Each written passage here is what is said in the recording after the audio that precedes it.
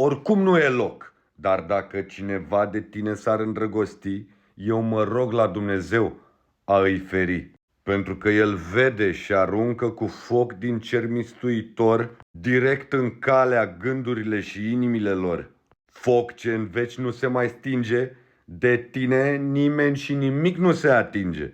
La noi oricum nu există așa ceva, însă oricine orice ar încerca, Dumnezeu va trimite numai necaz și nenorocire în calea sa. Pentru că El este dragostea noastră adevărată și nu mai există altceva decât iluzie întinată și spurcată. Și distanță și timp, dacă s-ar ridica să lucreze împotriva noastră. Noi facem din ele putere, pentru că avem înțelegerea și alchimia măiastră. Ești zeița mea pur sânge. Lumea plânge, lumina li se stinge. Când vede ce foc viu, etern și de nestins arde în noi, suntem dinastia divină, din mlădiță, din cel mai ales soi. Capodoperă dumnezească, ești peste tot în mine și în jurul meu.